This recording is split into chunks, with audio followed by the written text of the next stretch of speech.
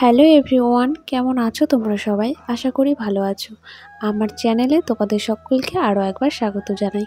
তো কালকে রাতে আমি এই চুলটা এইভাবে বেঁধে রেখেছিলাম, এরকম বেনুনি করে 4টে বেনুনি করেছিলাম। যেহেতু আমি একা একা করছিলাম, এর জন্য আমি 4টেই করেছি।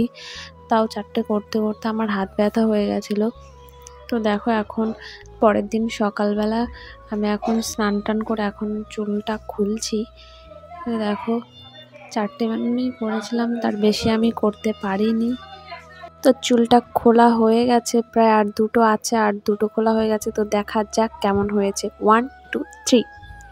এই যে আমার চুলের ফাইনাল লুক, দেখো কেমন হয়েছে। মোটামুটি ভালোই হয়েছে। তো তারপর আমি আর মা একটু বেরিয়েছিলাম দিদাবাড়ি যাওয়ার জন্য।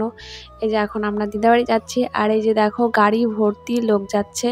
আমাদের এইখানে অর্ঘ্যদ্বীপের মেলা হচ্ছে, তো সেইখানে সবাই গেছিল। আর প্রচুর গাড়ির রাস্তা, আমি অতটা ভিডিও করতে পারিনি। আর এই ব্রিজটা আমাদের বাড়ি থেকে যাওয়ার সময় পড়ে রাস্তায়। তো আমরা দিদাবাড়ি চলে এসেছি, এখন যাচ্ছি আমরা ডিপটি কলে। তোমরা ডিপটি কল কেউ চেনো বা দেখেছো কি না অবশ্যই আমাকে জানিও। তো আমরা যাচ্ছি। এই যে দেখো, মাঠে, সম্পূর্ণ মাঠে পুরো শুধু সবুজ আর সবুজ, সবাই চারিদিকে শুধু ধান লাগিয়েছে। তো আমরা এখন যাচ্ছি ডিপটি কলে। এই যে দেখো, আমরা চলে এসেছি ডিপটি কলের এইখানে।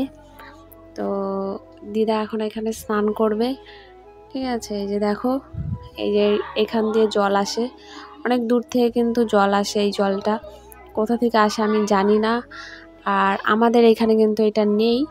এই যে দেখো, আমিও একটু পা ধুচ্ছিলাম, পায়ে কাদা লেগে গেছিলো, তার জন্য খুবই ভালো লাগছিল এখানে দাঁড়িয়ে পা ধুতে। তারপর দেখো, আমার দাদু কোথায় উঠে গেছে, কত উঁচু একটা পাঁচিল, সেখানে উঠে আবার নাচ করছে, আমাকে বলছে ভিডিও কর।